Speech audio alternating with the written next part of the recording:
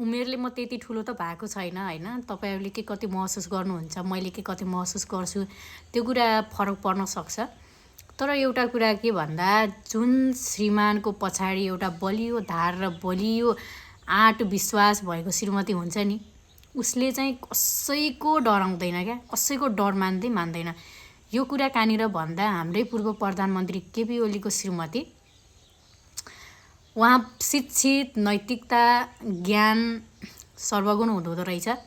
मैले टिकाराम यात्रीको पोडकास्टमा हेरेको थिएँ उहाँको पुरै इन्टरभ्यू, त्यहाँबाट थाहा पाएको मैले उहाँको बुढी हुनुहुँदो रहेछ, यति एजुकेटेड अनि यस्तो चाहिँ हुनुहुँदो रहेछ भनेर थाहा पाएको थिएँ। यति सपोर्टिभ क्या, केपी ओली त्यत्तिकै भएको रहेनछ है। उहाँले त्यहाँ पनि भन्नुभएको छ कति कुराहरू, यत्तिकै भएको होइन क्या। जुन श्रीमती यति आँट दिने मान्छे क्या। हुन त श्रीमानको ठाउँ पनि त्यही हो, श्रीमान बुझ्ने भएको कसैको पनि श्रीमती तल परेर कहिले नै खाँदैन, र मैले त्यो त महसुस गरेको छैन होइन, त्यति देखेको पनि छैन। तर उहाँको स्टोरी हेर्दा, उहाँको पोडकास्ट हेर्दा यति थाहा पाएँ क्या। केपी ओली किन केपी ओली भएको भन्दा, ब्याकबोन चाहिँ उहाँ नै हो।